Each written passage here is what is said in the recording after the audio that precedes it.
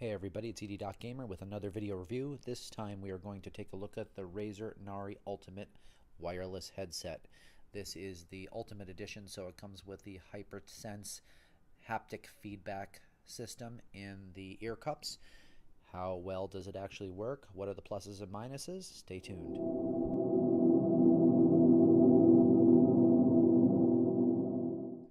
So we're taking a look at the Razer Nari Ultimate headset, and this is the one that you can't typically find in the stores, at least none around my house. I mean, this is the Ultimate Edition. I have been able to find the regular Razer Nari around, but not the Ultimate. So these were ordered from the Razer online store with the hopes that this would be an interesting way to game. So it has positives and it has negatives, and we'll go over it with you as we unbox. So the headset is a wireless only model. It comes with some nice features. Out of the box, the construction is pretty decent. There is some unfortunate plastic use around the side here with the gunmetal. It doesn't really take much away from the headset, however.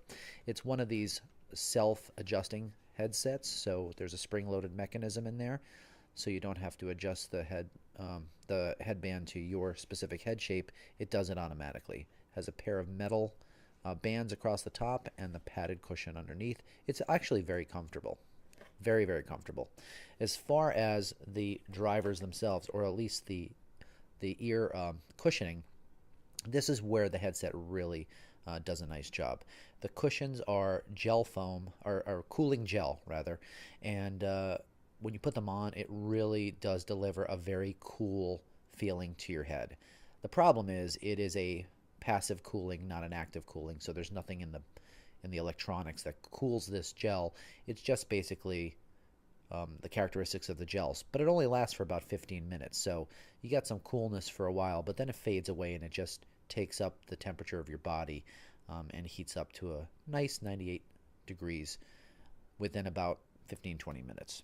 So it is a cool feature. Another cool feature of the headset is you can't really see it, but you can feel them. There are actual indentations in the cushion for people who wear glasses. So if your glasses, if the sides of your glasses that go over your ear come through this area, they don't compress the glasses into the side of your head, making it an even more comfortable fit. So that's very, very nice.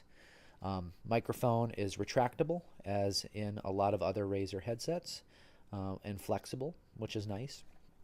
Looking at the controls, on the one side you have the volume up and volume down adjustment, and you have a USB dongle that goes onto your PC that is housed inside the right ear cup, and it's nice because you can take it on the road with you, and it's very easy to just keep them together and not lose that, because if you lose that, you're in trouble. On the other ear cup is the majority of the other buttons and ports. You have your regular 3.5mm headphone jack that will allow you to use these headsets with a phone or a Nintendo Switch or other devices like a DVD player. The charging port right here, which is USB and is not able to be used as a wired device. I believe this only charges. Next here you have your power button and your mute button down here by my thumb. And in the middle you have what a lot of the upper end gaming headsets have, and that is your game chat mix. So you can roll it more toward the chat to get your chat louder and to decrease your in-game volume, and vice versa. So it's nice to be able to switch that stuff on the fly. Works really well. So let's talk about the haptic feedback. So inside each one of these earpieces or drivers, there's a feedback engine that turns sound, usually more bass tones, into vibrations that you can feel. So pretty cool when you're in a firefight. You can actually feel the left or right side of your ear rumbling, and it helps you with some directional understanding of where the sounds are coming from. So that works out pretty well. It's a neat little feature. Is it absolutely necessary for the gaming enthusiast? Absolutely not. It is, for me, in my own opinion, a little bit more of a hindrance than a help. and I'll tell you why. I don't know if it's just my headset in particular that has this issue, but if you turn the haptic feedback anywhere greater than 75%, it ends up actually transmitting into the mic. So basically, it may even almost make it seem like you're hot micing when you're playing because the vibrations are so loud. The vibrations transmit down the arm of the microphone, and then it causes that noise to be heard by other people that you're chatting with or playing with. I really thought if Razer was going to do something like this, that they would have that. That's like, that has to work right. It has to be seamless. You can't have your headphone haptic feedback vibrations going through your mic. So that brings me to the other portion about the mic. The mic on this headset is absolutely awful. For the premium price that you pay for this headset, it literally sounds like you're talking through a tin can. A lot of my friends who talked to me said it was absolutely hideous. They're having a hard time hearing me.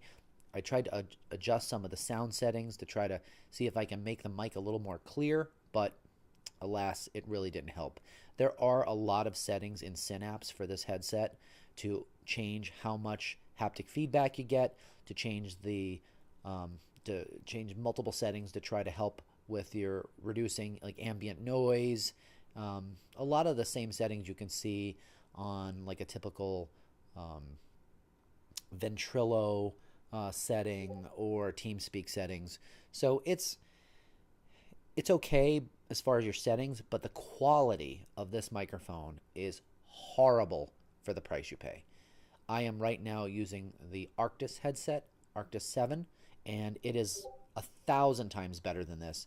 And it's very depressing that Razer would put such a crappy microphone in such a high-end headset. So, does this work for me? No, it doesn't. One, because I can't have my team hearing the haptic feedback all the time. That's the first thing. Secondly, people have a hard time hearing me with the mic.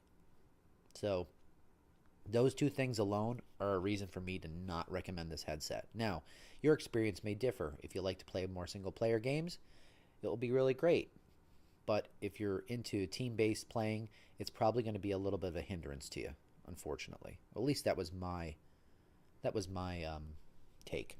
The other thing that I didn't like is that obviously, although they work with Mac and PC, I do a lot of my productivity work on a Mac.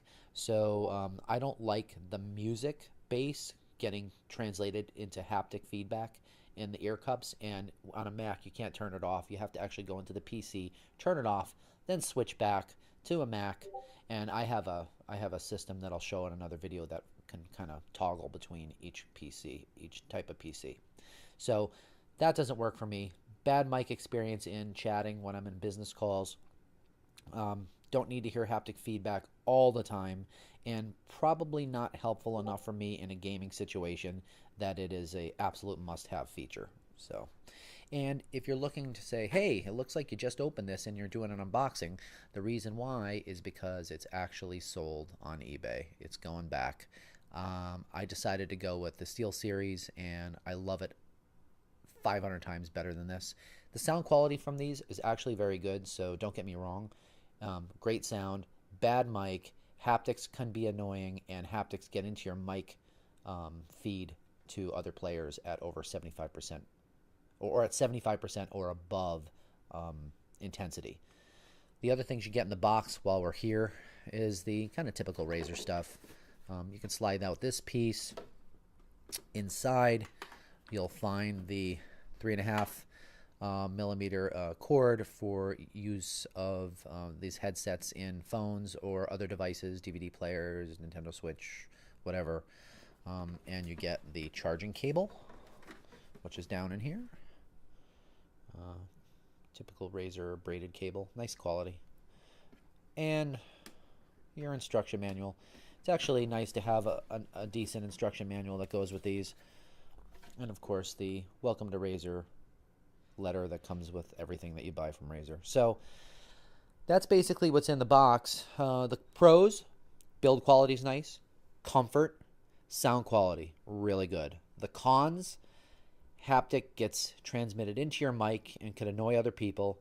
Microphone is horrendous for a high-end headset like this, as well as some plasticky kind of pieces on the end, which is made to look like metal, but isn't. And for the price, you think they could have just gone with the metal and made the whole, all the gunmetal portions actual metal. So anyway, that's my honest review of the Razer Nari Ultimate headset. And stay tuned for other videos from me when I get a chance. And thanks for watching. And until next time, guys, have a good one.